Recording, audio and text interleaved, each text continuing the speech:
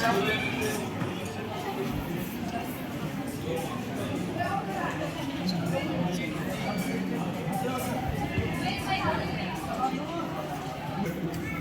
आगे आए। पत्रकार माननीय प्रधानमंत्री जी, संसद में आज का एजेंडा क्या है? आज हम वक्त के विवादित मामले विधेयक में पेश करेंगे। धन्यवाद।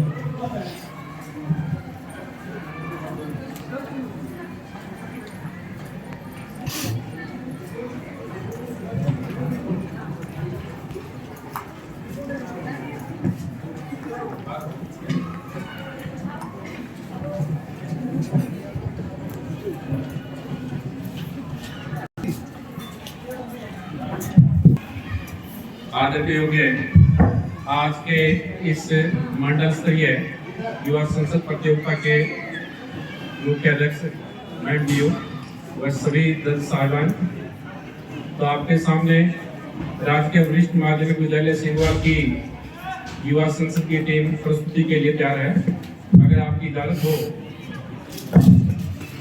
तो कार्यक्रम की शुरुआत की जाए। माननीय सभासदों, अध्यक्ष महोदय,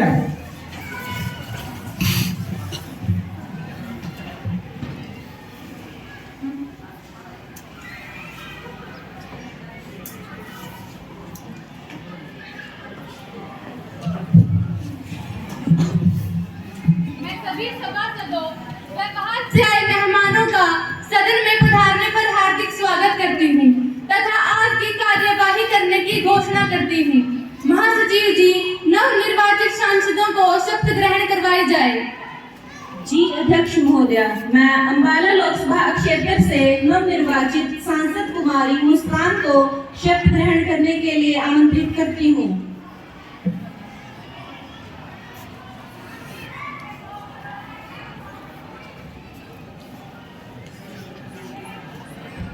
महोदय, आप शपथ ग्रहण करेंगे या प्रतिज्ञान करेंगे? जी, मैं शपथ ग्रहण करूंगी। महोदय, आप किस भाषा में शपथ ग्रहण करेंगे? जी, हिंदी में। मैं मुस्कान, जो युवा संसद की लोकसभा की सदस्य निर्वाचित हुई हूँ, ईश्वर की शपथ लेती हूँ कि मैं विधि द्वारा स्थापित भारत के संविधान के प्रति श्रद्धा एवं निष्ठा रखूंगी, देश की प्रभुसत्ता और एकता को बनाए रखूंगी तथा जिस पद को मैं ग्रहण करने वाली हूँ उसके कर्तव्यों का श्रद्धापूर्वक निर्वहन करूंगी।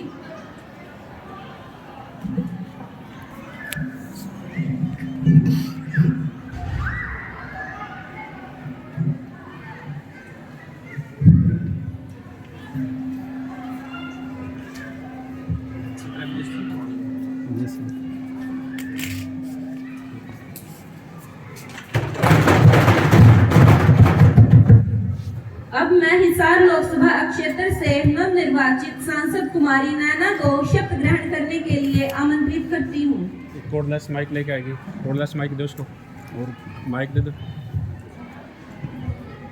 माइक दे।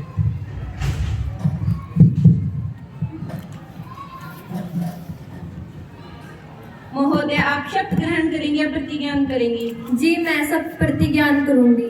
महोदय, आप किस भाषा में शपथ ग्रहण करेंगे? In English.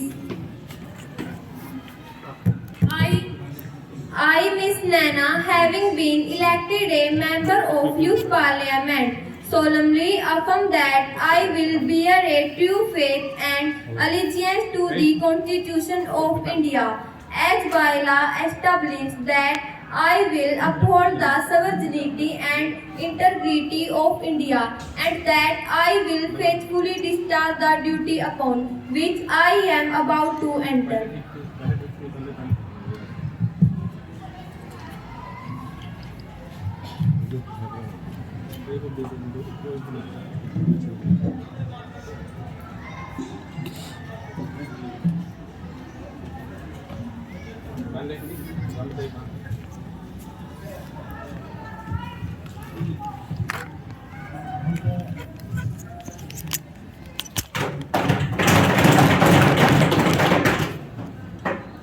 टोपी पहन ले अंजलि, टोपी पहन ले, टोपी। माननीय सदस्यगण, चूंकि हम 2 माह के पश्चात आज मानसून सत्र के शुभारंभ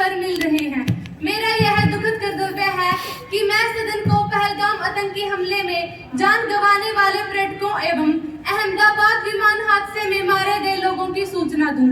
दिनांक 22 अप्रैल 2025 को जम्मू कश्मीर के अनंतनाग जिले में पहलगाम के पास बेसरन घाटी पर एक आतंकवादी हमला हुआ, जिसमें 26 पर्यटकों की जान चली गई और करीबन 17 से अधिक लोग घायल हो गए।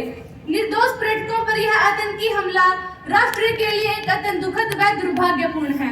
दूसरी तरफ 21 जून 2025 को लंदन के गैटविक हवाई अड्डे के लिए रवाना हुआ।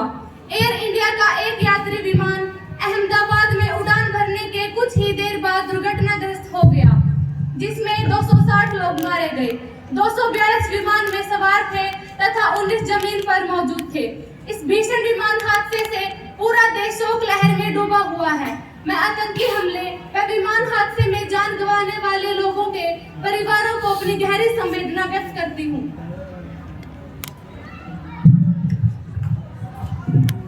श्रीमान, मैं पहलगाम आतंकी हमले में मारे गए 26 पर्यटकों तथा अहमदाबाद विमान हादसे में मारे गए 260 लोगों को अपनी श्रद्धांजलि अर्पित करती हूँ। पहलगाम आतंकी हमले में अपनों को खोने का दुख हर भारतीय को है। अहमदाबाद में हुई विमान दुर्घटना से पूरा देश आहत है। इतनी बड़ी संख्या में लोगों की आकस्मिक एवं पीड़ादायक मृत्यु अत्यंत दुखद है। मेरी संवेदनाएं उन सभी के साथ है जिन्होंने अपने प्रियजनों को खोया है।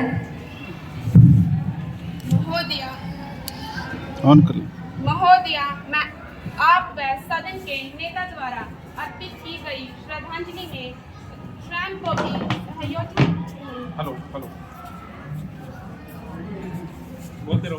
तथा पहलगाम में पर्यटकों पर हुए आतंकी हमले की घोर निंदा करती हूँ।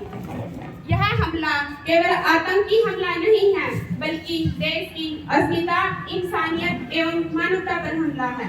अहमदाबाद विमान हादसे में मारे गए लोगों के परिवारों को संवेदनाएं भेजने में मैं समय को व अपने पूरे विपक्ष को सहयोजित करती हूँ। अब सभी सदस्यगण 2 मिनट का मौन धारण करेंगे।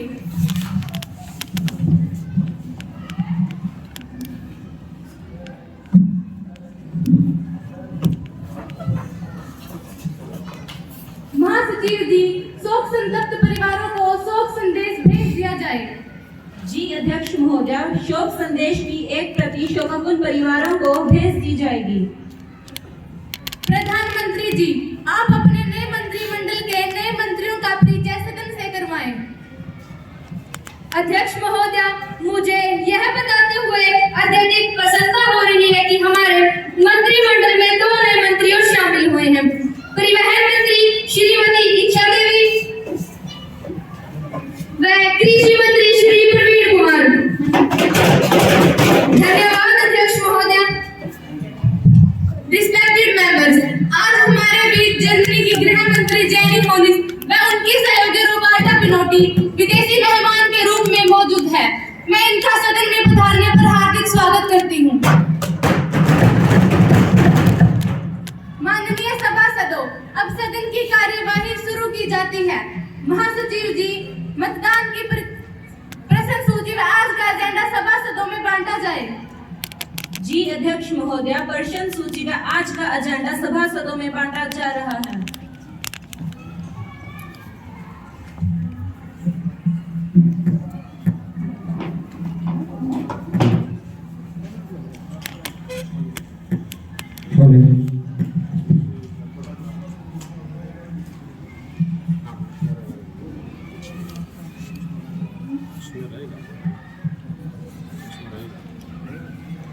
दे दो वो दो।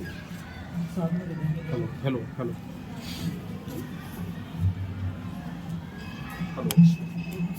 Hello hello. प्रश्न संख्या 101। एक मिनट। अध्यक्ष महोदय, मैं आपके माध्यम से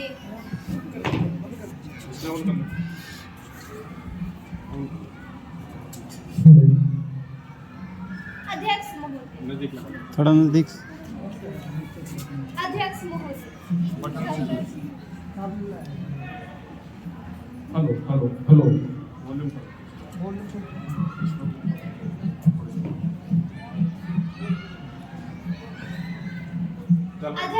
महोदय, मैं आपके माध्यम से माननीय वित्त मंत्री जी से एक प्रश्न पूछना चाहती हूँ कि एक कर्मचारी जो 20 से 25 वर्षों तक विभाग की सेवा करता है, तो क्या वह पूरी पेंशन का हकदार नहीं है? सन 2004 से कर्मचारियों की पुरानी पेंशन बंद कर दी गई और एनपीएस पूरे देश में लागू कर दी गई। उस समय तो इस नई पेंशन स्कीम को बहुत बढ़िया व कर्मचारियों के लिए हितकारी बताया गया था, लेकिन अब इस नई पेंशन स्कीम में जब कोई कर्मचारी रिटायर होता है तो उसे पेंशन के नाम पर ठगा जा रहा है। किसी की पेंशन 1250 तो किसी की 2250 रुपए प्रति महीना बन रही है। अब इस नीति को भी केंद्र सरकार ने बदल दिया है, उसके स्थान पर यूपीएस ला रही है, जिसके दुष्परिणाम भी 15 से 20 वर्षों में देखने को मिलेंगे। जबकि कर्मचारी संगठन एनपीएस और यूपीएस दोनों को नकार चुके हैं कि उन्हें केवल ओपीएस यानी पुरानी पेंशन ही दी जाए। कई राज्य सरकारों ने तो पुरानी पेंशन शुरू भी कर दी है। मेरा तो सदन के माध्यम से यही आग्रह है कि कर्मचारियों के हितों को देखते हुए उन्हें पुरानी पेंशन का लाभ दिया जाए ताकि कर्मचारियों का भविष्य सुरक्षित हो सके।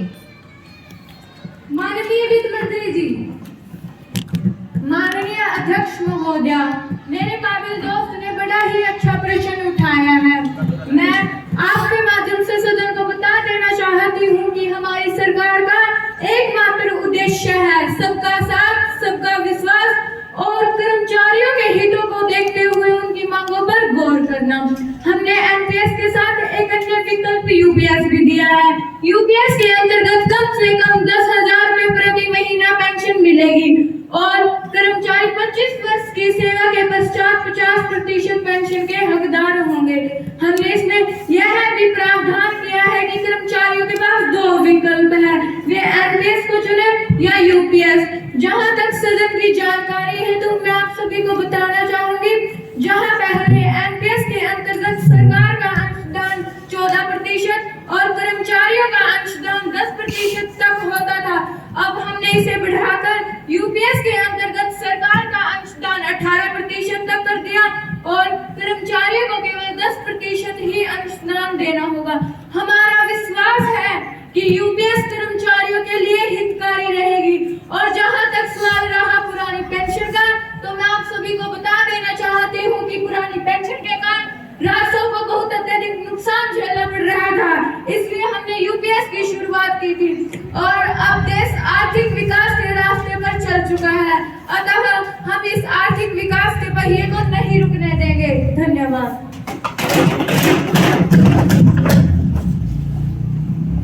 महोदया, मेरा प्रश्न रोहिंग्या शरणार्थियों के बारे में है। रोहिंग्या जाति पर जो संकट है वह एक जटिल मुद्दा है, जिसमें मानवाधिकारों, सुरक्षा और राष्ट्रीयता जैसे विभिन्न पहलू शामिल हैं। वर्षों से दिल्ली में अपनी झुग्गी झोपड़ियां बनाकर रह रहे रोहिंग्या को उनकी जगह से हटाया जा रहा है। उन्हें जबरन समुद्र के रास्ते म्यांमार खदेड़ा जा रहा है। क्या यह संविधान के अनुच्छेद 14 समानता का अधिकार व अनुच्छेद 21 जीवन की स्वतंत्रता के अधिकार के उल्लंघन नहीं है? महोदया, भारत में अनेकों शरणार्थी रहते हैं, तो क्यों इन रोहिंग्या को यहाँ रहने का अधिकार नहीं दिया जा रहा? क्या सरकार को नागरिकता प्राप्त करने वाले कानूनों को सरल नहीं करना चाहिए? महोदया, मैं विपक्षी सांसद का सम्मान करती हूँ और मुझे यह जानकर अधिक प्रसन्नता हुई कि इन्हें नागरिकों से इतनी सहानुभूति है। किंतु यदि हर विदेशी को बिना जांच के भारत देश में अपनी इच्छा अनुसार रहने दिया जाए, तो हमें यह अनुमान कैसे होगा कि कौन हमारे देश व देशवासियों के हित में है और कौन घुसपैठिया? और जहां तक प्रश्न है दिल्ली से निर्वासित करने का, तो सरकारी जमीन पर अवैध कब्जा चाहे रोहिंग्या का हो या अन्य किसी का, वह गैर कानूनी है। इसके तहत विशेष आयुक्त कानून एवं व्यवस्था अपने अपने जोन पर कार्यवाही की मॉनिटरिंग करेंगे। नकली आधार कार्ड बनाने व बनवाने वाले गिरोह पर सख्त कार्यवाही की जाएगी और दस्तावेजों की जांच बारीकी से की जा रही है। इसीलिए सरकार यह आश्वासन देती है कि किसी भी निर्दोष के साथ कोई अन्याय नहीं किया जाएगा। धन्यवाद। प्रश्न संख्या 102। अध्यक्ष महोदय, मंत्री जी से आपके माध्यम से एक प्रश्न करना चाहूंगी कि एक व्यक्ति अपनी खुद पसीने की कमाई से पूरी जिंदगी में एक साधन लेता है और उसकी अच्छी तरह से देखभाल करता है। अभी केंद्र सरकार ने एक विधेयक पास किया जिसमें पेट्रोल के 15 वर्ष पुराने व डीजल के 10 वर्ष पुराने साधन सड़कों पर नहीं चलेंगे, उन्हें जब्त कर लिया जाएगा। नई स्क्रैप नीति के तहत चलो मानते हैं यह बढ़िया कदम है, लेकिन मान्यवर मैं सदन का ध्यान इस ओर दिलाना चाहूंगी कि देश में पुराने हवाई जहाज चल सकते हैं, 15 वर्षों से पुराने सरकारी वाहन चल सकते हैं, पुरानी एम्बुलेंस चल सकती है, तो एक आम व्यक्ति का साधन क्यों नहीं चल सकता? इसका तो साफ साफ यह मतलब हुआ कि अपने अमीर दोस्तों को लाभ पहुंचाओ और आम जनता का विनाश कर दो। क्या इसी को कहते हो सबका साथ सबका विकास? माननीय पर्यावरण मंत्री जी, माननीय अध्यक्ष महोदया, हमारी सरकार जो नई स्क्रैप नीति लेकर आई है, लगता है मेरे काबिल दोस्त ने उसे ध्यान से नहीं पढ़ा। हमारी सरकार पर्यावरण को लेकर काफी संजीदा है और पुराने वाहनों से पर्यावरण को अत्यधिक हानि पहुंचती है। पेट्रोल व डीजल के स्रोत भी सीमित मात्रा में है, तो हमारी सरकार ईंधन के और विकल्पों पर भी ध्यान दे रही है, जैसे सौर ऊर्जा, इलेक्ट्रॉनिक वाहन, बायो ईंधन इत्यादि। इससे रोजगार के अवसर बढ़ेंगे और देश का आर्थिक विकास होगा। धन्यवाद। प्रश्न संख्या 103। माननीय अध्यक्ष महोदय, मैं सदन माध्यम से पंजाब विच बढ़ रही नशे की प्रवृत्ति से ड्रग्स तस्करी की समस्या को उजागर करना चाहती हूं। युवा निर्माण किसी भी देश का भविष्य होता है। पंजाब से नशे का दरिया बह रहा है जो लोगों के अरमानों को अपने साथ बहा ले जा रहा है। साडे पंजाब विच समस्या काबू होने की बजाय निरंतर बढ़ रही है। हाल ही में गुरदासपुर सीमा कोल 532 व 200 किलो हेरोइन की खेप पकड़ी जाएगी। एक रिपोर्ट के अनुसार पंजाब च हर वर्ष 7500 करोड़ नशीले पदार्थों का सेवन किया जाता है। नशा तस्करों को कानून का कोई डर नहीं। तस्करी के इस खेल च मिली सियासी भगत की बोल दिया। बड़े पैमाने पर हो रही तस्करी से युवा पीढ़ी नशे की गिरफ्त जा रही है। इस दिशा से गृह मंत्रालय ने उचित कदम उठाने की आवश्यकता है। माननीय गृह मंत्री जी, आदरणीय अध्यक्ष महोदय, मैं सम्मानित सांसद को बताना चाहती हूँ कि सरकार नशा तस्करी को गैर जमानती अपराध बनाने के लिए नए कानून लेकर आएगी। यह समस्या केवल पंजाब की नहीं बल्कि अंतर्राष्ट्रीय सीमा से लगने वाले सभी राज्यों की है। कल ही दिल्ली में नाइजीरिया के विद्यार्थी को स्मैक के साथ पकड़ा गया। नशा तस्करों को गिरफ्तार कर सलाखों के पीछे पहुंचाया गया। नशा तस्करों या नशे का प्रयोग करने वालों का साझा डाटाबेस तैयार कर कार्यवाही की जाएगी। हाल ही में केंद्र की पहल पर पंजाब से लगते 7 राज्यों के द्वारा चंडीगढ़ में मंथन किया गया। सीमावर्ती राज्यों का ज्वाइंट वर्किंग ग्रुप बनाकर तस्करी के मकड़ जाल को तोड़ा जाएगा। नशीले पदार्थों के दुरुपयोग से निपटने के लिए माता पिता और समाज के साथ साथ सोशल मीडिया द्वारा भी ठोस अभियान चलाया जाएगा। गृह मंत्रालय इस समस्या को लेकर गंभीर है। सरकार के प्रयासों के शुभ परिणाम जल्द ही राष्ट्र के सामने होंगे। धन्यवाद। अध्यक्ष जी, ड्रग्स तस्करी से नशा की लत एक सामान्य विषय नहीं है। युवा राष्ट्र की शक्ति है। आज का युवा वैसे नशे की गिरफ्त जा रहा है। पूरे टैक्स मंत्री जी की बात से संतुष्ट नहीं है। इस राष्ट्रव्यापी समस्या पर प्रधानमंत्री जी अपनी सरकार की स्थिति स्पष्ट करें कि वह नशा तस्करी रोकने के लिए क्या क्या कदम उठा रही है।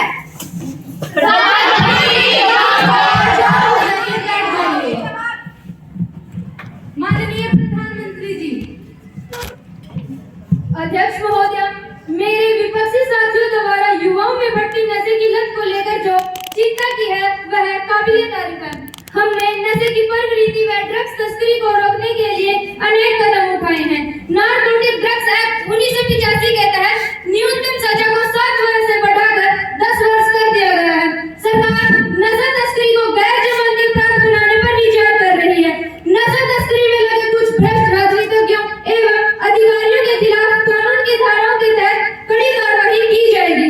धन्यवाद अध्यक्ष महोदय।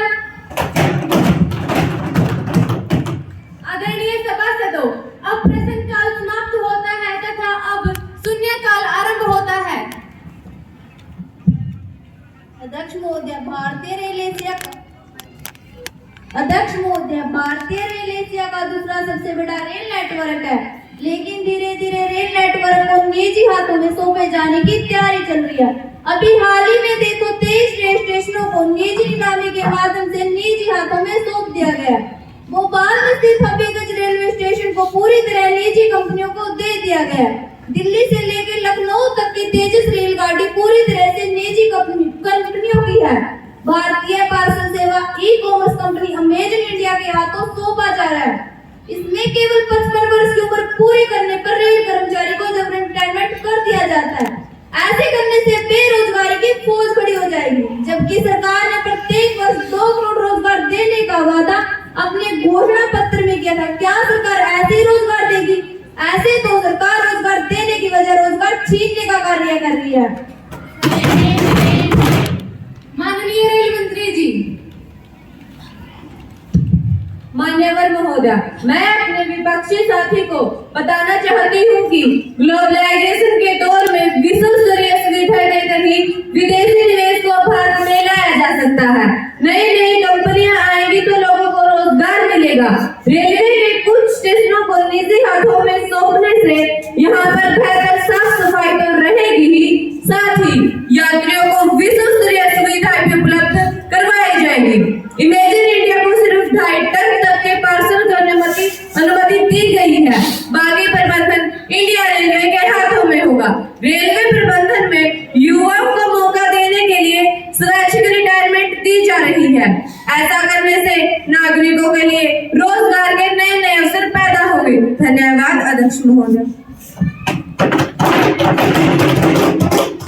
आदरणीय सभासदों, अब शून्यकाल समाप्त होता है तथा अब ध्यान आकर्षण प्रस्ताव पर चर्चा की जाएगी।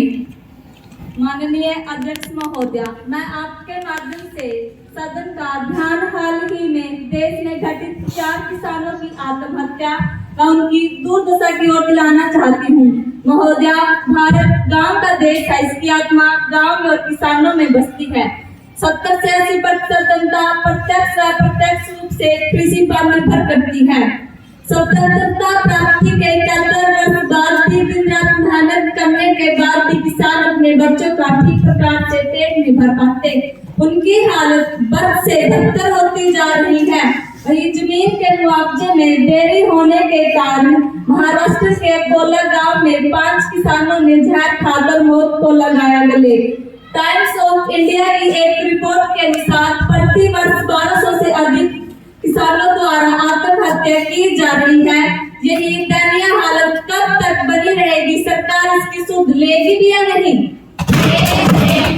माननीय कृषि मंत्री जी, माननीय देश में जिस तरह नाल किसानों वालों कितनी जाने वाली आत्महत्या चिंता का विषय तो है, पर ऐ नहीं है कि साडी सरकार किसानों की समस्या उत्ते ध्यान ही ना दे रही हो। साडी सरकार वालों किसानों की भलाई ਲਈ बहुत यतन किए गए ने, जिन्हां दे ਵਧਾਊ हौसले ਅਤੇ सकारात्मक नतीजे सामने आने लगे ने। राष्ट्रीय किसान योग का गठन किया गया। किसानों ਲਈ 2,11,693 करोड़ का ਵੱਡਾ प्रावधान इस संबंध ਵਿੱਚ भी किया गया है। साडी सरकार खेती सैक्टर ਨੂੰ पूरे देश ਵਿੱਚ ਪਹੁੰਚਾਉਣ ਲਈ ਤਾਂ किसानों ਨੂੰ ਲੋਨ ਨਾ ਲੈਣਾ ਪਵੇ, ਕਿਸੇ ਦਾ ਕਰਜ਼ ਨਾ ਲੈਣਾ ਪਵੇ ਤੇ किसानों ਨੂੰ ਆਤਮਹੱਤਿਆ ਨਾ ਕਰਨੀ ਪਵੇ ਤੇ ਇਸ ਦੇ ਨਾਲ ਹੀ ਸਾਡੀ सरकार ਕਰੋੜਾਂ किसानों ਨੂੰ क्रेडिट कार्ड जारी किए जाएंगे। धन्यवाद अध्यक्ष महोदय। अध्यक्ष महोदय, फसल किसान की रीढ़ होती है, इसके सहारे ही इसके परिवार के बच्चों की शिक्षा व लड़कियों की शादियां निर्भर होती है। फसलों की बढ़ती कीमत व मानसून की विफलता तथा ऋण का अत्यधिक बोझ जो है सरकार की बेरुखी ने अन्नदाता को घुट घुट कर मरने के लिए मजबूर कर दिया है। अध्यक्ष महोदय, मेरे मंत्री साथी ने फसल बीमा कहा, लेकिन हकीकत तो यह है कि फसलों का बीमा तो कर दिया जाता है लेकिन मुआवजा नहीं मिलता। मुआवजे के समय विभिन्न प्रकार के आरोप लगाए जाते हैं। किसानों को फसलों के बीमे के लिए आंदोलन करना पड़ता है तथा कोर्ट जाना पड़ता है। ये है फसल बीमे की हालत। महोदय, गत दिनों स्टेट बैंक ऑफ इंडिया ने देश के अमीरों के 76,600 करोड़ के कर्ज माफ कर दिए, लेकिन किसानों के कुछ हजारों के लिए जमीन की कुर्की के आदेश तथा मुफ्त फौज तक की संज्ञा। इस देश को हरित क्रांति का सिरमौर बनाने वाले अन्नदाता के साथ ऐसा भेदभाव कब तक चलता रहेगा? किसानों की मर्ज का इलाज क्यों नहीं किया जा रहा?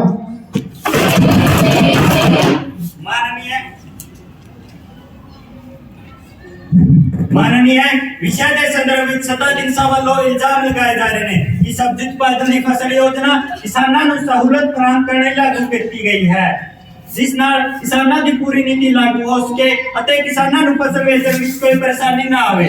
ਸਰਕਾਰ ਵੱਲੋਂ ਉਚਿਤ ਮੁੱਲ ਤੇ ਸਬਜ਼ੀਆਂ ਦਾ ਭੁਗਤਾਨ ਕਰਨ ਦਾ ਪ੍ਰਬੰਧ ਕਰ ਦਿੱਤਾ ਗਿਆ ਹੈ, ਜਿਸ ਨਾਲ ਸਰਕਾਰ ਕਿਸਾਨਾਂ ਦੀ ਪੂਰੀ ਨੀਤੀ ਲਾਗੂ ਹੋ ਸਕੇ। ਲਕਸ਼ ਇਹ ਹੈ ਕਿ ਆਉਣ ਵਾਲੇ ਸਾਲ 2027 ਹੇਠਲੀ ਕੇ ਇਲੈਕਸ਼ਨ ਨੂੰ ਵਧਾਵਾ ਦਿੱਤਾ ਜਾਵੇ, ਜਿਸ ਨਾਲ ਕਿਸਾਨਾਂ ਦੀ ਪੂਰੀ ਨੀਤੀ ਲਾਗੂ ਹੋ ਸਕੇ।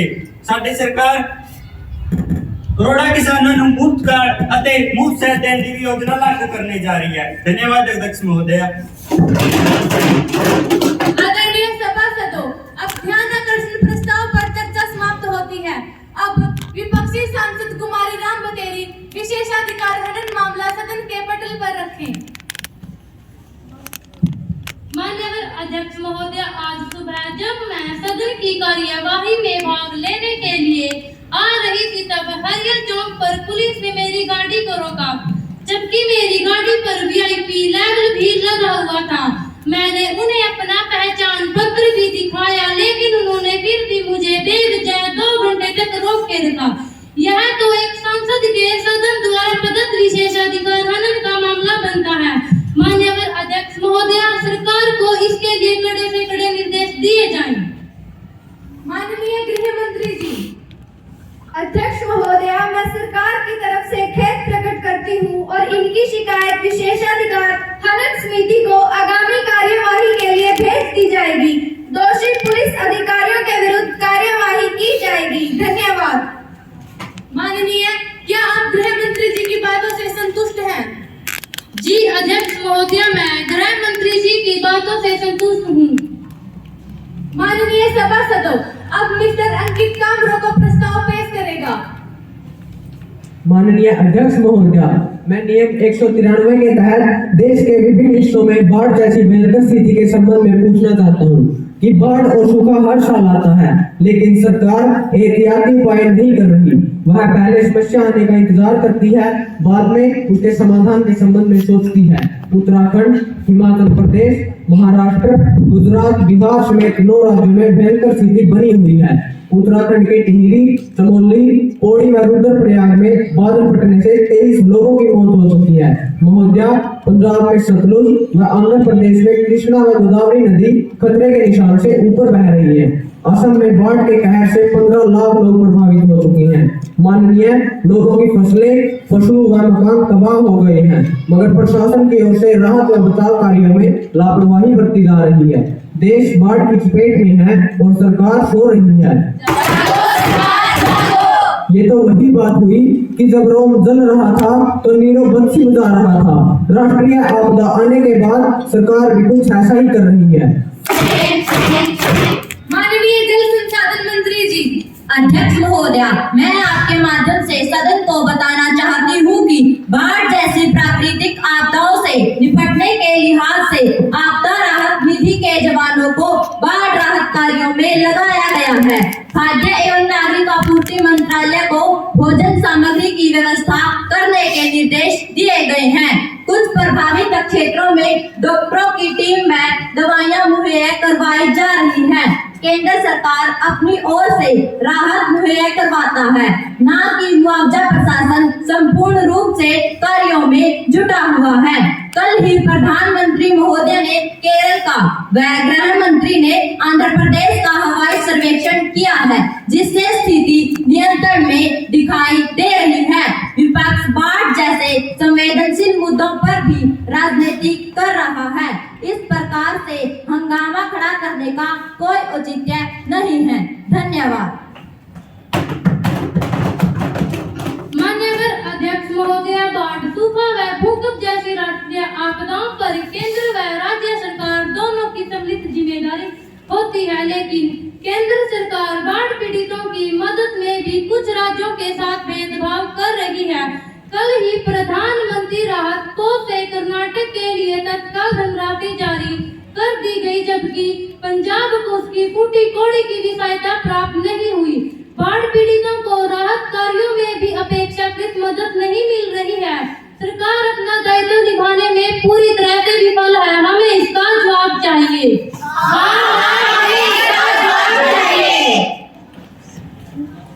अध्यक्ष महोदया, मैं अपने विपक्षी साथियों को बताना चाहती हूँ कि केंद्र सरकार अपनी ओर से राहत मुहैया करवाती है, न कि मुआवजा प्रशासन संपूर्ण रूप से कार्यों में जुटा हुआ है। केंद्र सरकार ने प्रधानमंत्री राष्ट्रीय राहत कोष में मरने वालों को 2-2 लाख तथा गंभीर रूप से घायलों को 50-50 हजार रुपयों की सहायता की घोषणा की है।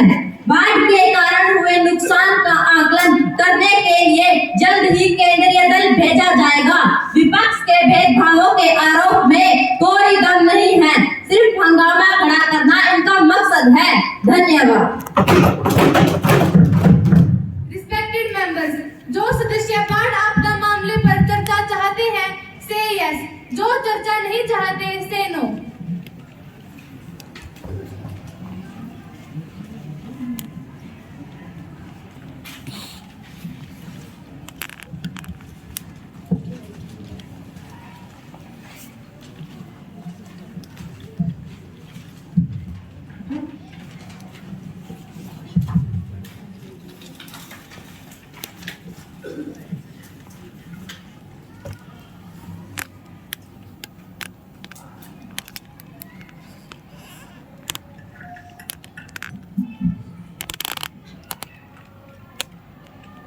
ना कहने वालों का बहुमत है, ना कहने वालों का बहुमत है, ना कहने वालों का बहुमत है। अतः काम रोको प्रस्ताव को अस्वीकार किया जाता है। आदरणीय सभासदों, अब सभी आवश्यक दस्तावेज सदन के पटल पर रखे जाए। लोक लेखा समिति की वार्षिक रिपोर्ट सदन के पटल पर रखी जाए। लोक लेखा समिति की वार्षिक रिपोर्ट सदन के पटल पर रखी जा रही है।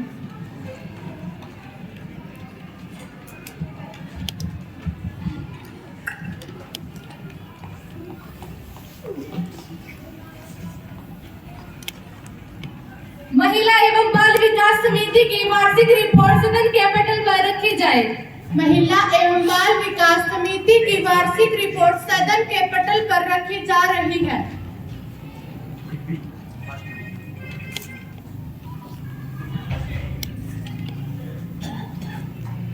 मॉब लिंचिंग मामले की सर्व समिति की रिपोर्ट सदन के पटल पर रखी जाए। मॉब लिंचिंग की वार्षिक रिपोर्ट सदन के पटल पर रखी जाती है।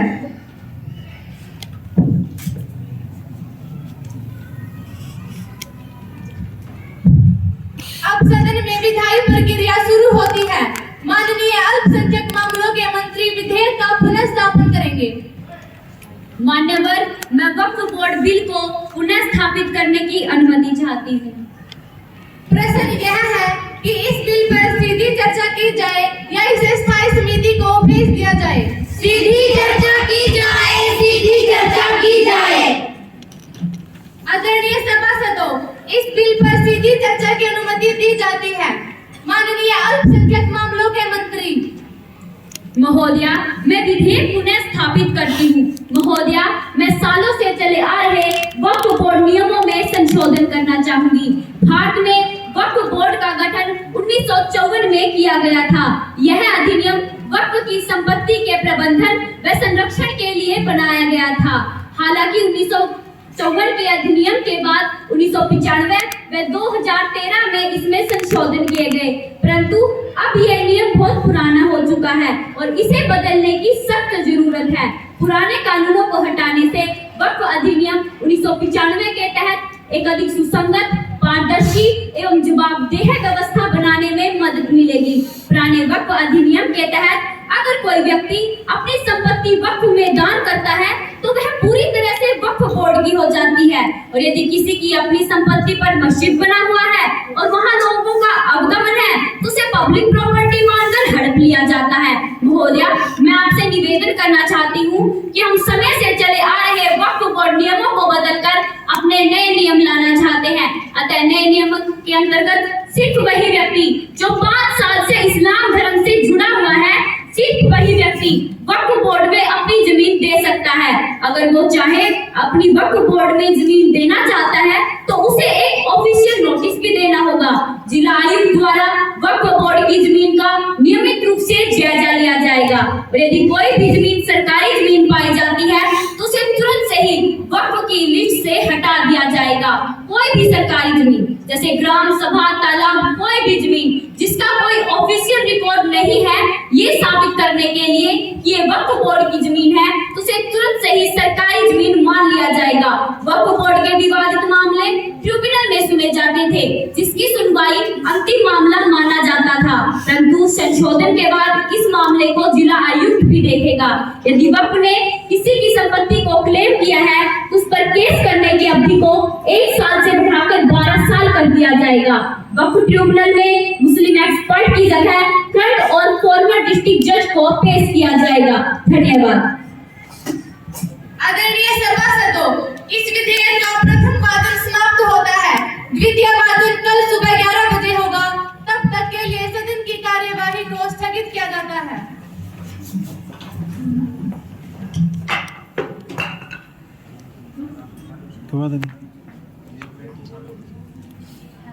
उठा लो।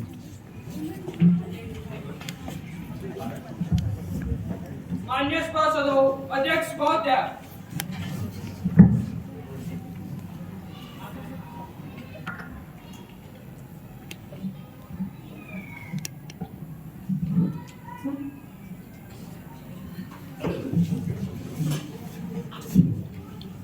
इस बिल पर सीधी चर्चा का फैसला प्रथम वाचन के दौरान हो गया था।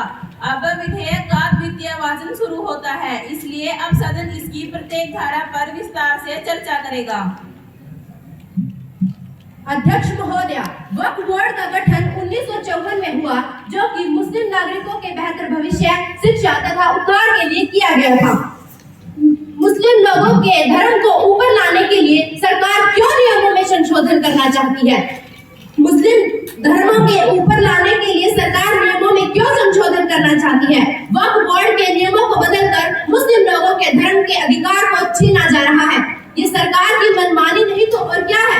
महोदया, ये न केवल सरकार की मनमानी है बल्कि मुस्लिम लोगों के धर्म के अधिकार का खंडन किया जा रहा है। नियमों में संशोधन करके सरकार क्या दिखाना चाह रही है कि वक्फ बोर्ड के पास जो जमीनें हैं वो चोरी की हुई या हड़पी हुई जमीनें हैं। महोदया, इस तरह से नियमों में संशोधन करने का सीधा सा मतलब वक्फ बोर्ड में दखल देना होता है। महोदया, देखा जाए तो सरकार नियमों में संशोधन करके वक्फ बोर्ड की जमीन को हड़पना चाहती है जो कि अच्छा संकेत नहीं है। माननीय अल्पसंख्यक मामलों के मंत्री। अध्यक्ष महोदया, विपक्ष के द्वारा रखी गई एक बात का मैं जवाब देना चाहूंगी। माना कि वक्फ बोर्ड का गठन मुस्लिम समाज के लोगों का सामाजिक, आर्थिक और शिक्षा स्तर को बेहतर बनाने के लिए किया गया था, परंतु महोदया हर एक नियम इस बात की ओर इशारा करता है कि किस तरह आम जनता की जमीन को वक्फ बोर्ड की जमीन बनाया जाए। यदि सरकार निष्पक्षता व पारदर्शिता के अतिरिक्त कार्य करके अपनी जमीन वापस लेना चाहती है तो इससे विपक्ष को कोई आपत्ति नहीं होनी चाहिए, बल्कि जमीन हटने का कार्य तो वक्फ बोर्ड सालों से करता आ रहा है। सन 1976 का केस इशाद मोहम्मद वर्सेज मोहम्मद हनीफ, जिसमें उन्होंने अपने पुरखों की जमीन पर एक मस्जिद का निर्माण किया था जिसे आम जनता भी नमाज पढ़ने के लिए इस्तेमाल करती थी। सिर्फ और सिर्फ ये दिखाकर कि ये सार्वजनिक जमीन है उसे वक्फ बोर्ड की जमीन मान लिया गया। यही मामला ज्ञानवापी पर भी लागू होता है। महोदया, किसी की जमीन को सार्वजनिक दिखाकर वक्फ बोर्ड की जमीन मानना, वो भी बिना किसी कागजी कार्यवाही के, ये जमीन हड़पना ही होता है। 2006 की एक रिपोर्ट के अनुसार वक्फ बोर्ड की पंजीकृत जमीन 4.9 लाख के करीब थी, जिसका अधिकतर हिस्सा वेस्ट बंगाल 1,48,200 व यूपी में 1,22,839 था, जिसकी मार्केट वैल्यू 1.2 लाख करोड़ थी। भारत में वक्फ बोर्ड प्रबंधन प्रणाली पोर्टल के अनुसार वर्तमान में 8.72 लाख वक्फ पंजीकृत संपत्तियां हैं। इसके अलावा बहुत सारी सरकारी जमीनें भी इसमें शामिल हैं। वक्फ बोर्ड में दी हुई जमीन दान की हुई जमीन है, ये बोल कर लिया जाता है, परंतु महोदया सिवाय मस्जिद के वहाँ पर कोई और विकास कार्य नहीं किया जाता। विकास कार्य के लिए हैदराबाद के तेलंगाना में एक 400 एकड़ जंगल को रातों रात काट दिया गया, क्योंकि वहाँ की सरकार को जंगल काटना अधिक आसान लगा बजाय वक्फ बोर्ड से अपनी जमीन वापस लेने में। इन पहलुओं को मद्देनजर रखते हुए हम वक्फ बोर्ड नियमों में संशोधन करना चाहते हैं, जिससे देश में विकास कार्य किया जा सके। धन्यवाद।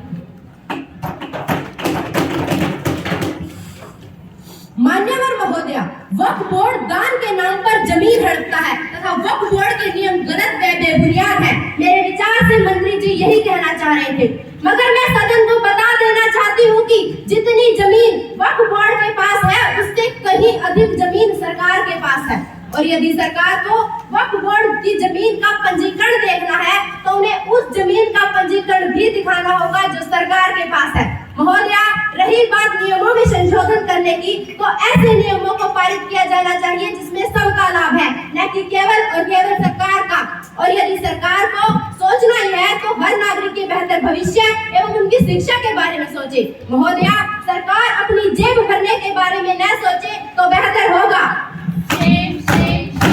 माननीय अल्पसंख्यक मामलों के मंत्री, मैं अपने विपक्षी साथी द्वारा प्रकट की गई शंकाओं का निवारण जरूर करना चाहूंगी।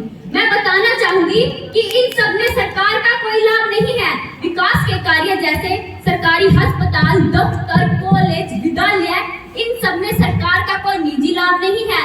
आमतौर पर पिता की संपत्ति पर पुत्र व पुत्री दोनों का बराबर का अधिकार होता है, परंतु महोदया अब तक के चले आ रहे नियमों के अनुसार हमने ये जाना कि किसी व्यक्ति का वंश समाप्त हो जाता है, जिसकी बेटियां, माताएं व बहनें जिंदा होती है, तब भी उनकी संपत्ति वक्फ के अंतर्गत आ जाती है। तो क्या यहाँ पर महिलाओं के अधिकार नहीं छीने जा रहे जिसका उस संपत्ति पर बराबर का अधिकार था?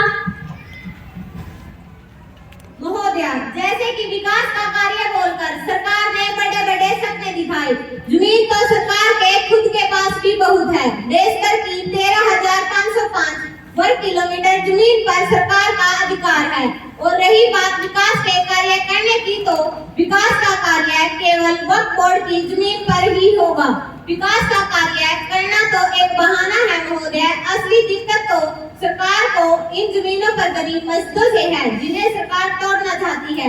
विकास का कार्य करने की आड़ में अब तक मौजूद कितना विकास का कार्य किया गया, कितने विद्यालय बनाए गए, कितने अस्पताल बनाए गए। विकास का कार्य केवल और केवल अखबारों और मंत्री जी की बातों में ही दिखता है, और जब सही वक्त पर विकास का कार्य करने की बात आती है तब सरकार बातें घुमा जाती है।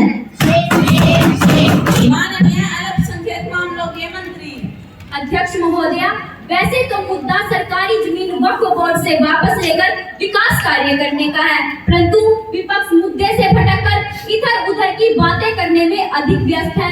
अब असल में कितना विकास हुआ है ये बात जनता तो जानती है, परंतु मैं विपक्ष के भ्रम को जरूर दूर करना चाहूंगी। मैं बताना चाहूंगी कि 2014 में जब सरकार बदली थी तब भारत में मेडिकल कॉलेज की संख्या 387 से बढ़कर 731 हो गई। 2014 के बाद 5,709 कॉलेज व 320 नई यूनिवर्सिटियों का निर्माण किया गया।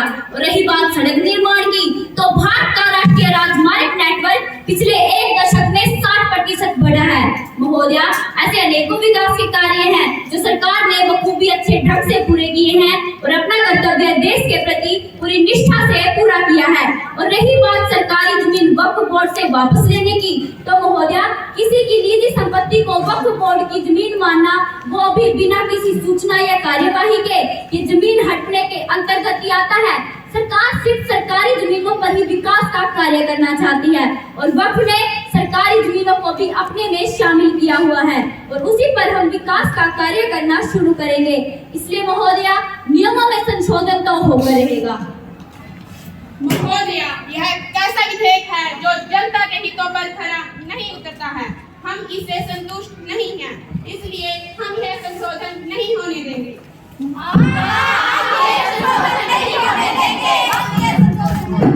बैठ जाइए, शांत हो जाइए, संसद की कार्यवाही चलने दें। कृपया बैठ जाइए।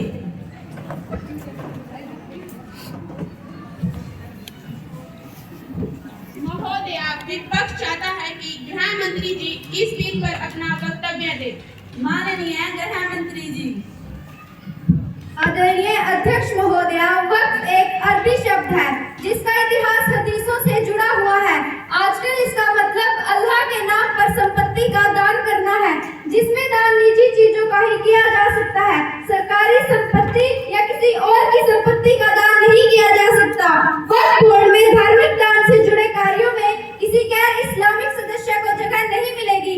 धार्मिक संस्थानों के संचालन में किसी गैर मुसलमान को रखने का प्रावधान नहीं है और ना ही हम ऐसा करना चाहते। हमें ऐसे लोगों को पकड़ना चाहिए जिन्होंने वक्फ के नाम पर औने पौने दामों में संपत्तियों को 100 साल तक किराए पर दे रखा है। वक्फ की आय धीरे धीरे कम होती जा रही है, जबकि वक्फ के पैसों से अल्पसंख्यक समुदाय का विकास होना चाहिए। मान्यवर महोदया, विपक्ष चाहता है कि उनके राज में चलने वाली मिली भगत चलती रहे और उनकी जेबें भरी रहे, परंतु अब ऐसा नहीं होगा। मान्यवर महोदया, अगर 2013 में चुनाव से पहले चुनाव नियमों में संशोधन नहीं किया गया होता तो आज इस विधेयक को लाने की नौबत ही नहीं आती। 2014 में चुनाव से पहले 2013 में रातों रात तुष्टीकरण की खातिर वक्फ नियमों को एक्सट्रीम बना दिया गया, जिसके कारण दिल्ली में लुटीनियस जॉन की 123वीं वीआईपी संपत्ति वक्फ के नाम घोषित कर दी गई। तमिलनाडु में 1500 साल पुराने तिरुचेंदुर मंदिर की 400 एकड़ भूमि वक्फ के नाम घोषित कर दी गई। ऐसा न जाने कितना डाटा हमारे पास पड़ा हुआ है। आदरणीय अध्यक्ष महोदया, जिसे अगर मैं बताने लगूं तो शायद समय भी कम पड़ जाएगा। सारा पैसा गरीब मुसलमानों के कल्याण के लिए है, न कि धन कुबेरों की लूट के लिए। वक्फ के पास लाखों करोड़ों की जमीन है, परंतु आय सिर्फ 126 करोड़। जब देश में मंदिर बनाने के लिए जमीन खरीदनी हो तो कलेक्टर ही तय करता है कि जमीन का मालिकाना हक किसके पास होगा। जब यही नियम वक्फ भूमि पर लगाया जा रहा है तो विपक्ष को आपत्ति क्यों है? विपक्ष पार्टी और उसके सहयोगी दलों ने मुसलमान भाइयों को डरा कर अपनी वोट बैंक खड़ी करने का काम किया है, परंतु सरकार का यह संकल्प है कि चाहे वो नागरिक किसी भी धर्म का हो, उस पर कोई आंच नहीं आएगी। धन्यवाद। रिस्पेक्टेड मेंबर्स, इस बिल पर काफी लंबी चर्चा हो चुकी है, अतः इसकी चर्चा को यहीं विराम दिया जाता है। इसका तृतीय वाचन 7 अक्टूबर को होगा, तब तक सदन की कार्यवाही को स्थगित किया जाता है।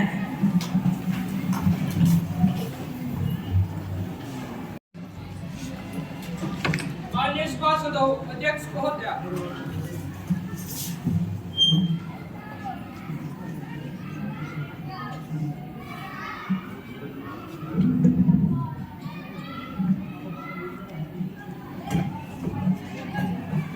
माननीय अल्पसंख्यक मामलों के मंत्री। माननीय अध्यक्ष महोदया, मैं वक्फ बोर्ड संशोधन बिल 2026 के तृतीय वाचन को आरंभ करने की अनुमति चाहती हूँ। आदरणीय सभासदों, वक्फ बोर्ड संशोधन बिल 2026 के तृतीय वाचन को आरंभ करने की अनुमति दी जाती है। महासचिव जी, मतदान की प्रक्रिया शुरू की जाए। जी अध्यक्ष महोदय, मतदान की प्रक्रिया शुरू की जाती है। इस बिल के पक्ष में 232 तथा विपक्ष में 218 मत पड़े हैं। इस बिल को 218 के मुकाबले 232 से पास किया जाता है। महासचिव जी, इसे आगामी कार्यवाही के लिए ऊपरी सदन में भेज दिया जाए। जी अध्यक्ष महोदया, इसे आगामी कार्यवाही के लिए ऊपरी सदन में भेज दिया जाएगा। आदरणीय सभासदों, अब सदन की कार्यवाही को अनिश्चित काल के लिए स्थगित किया जाता है। अब सभी सदस्यगण राष्ट्रगान के लिए खड़े हो जाएं।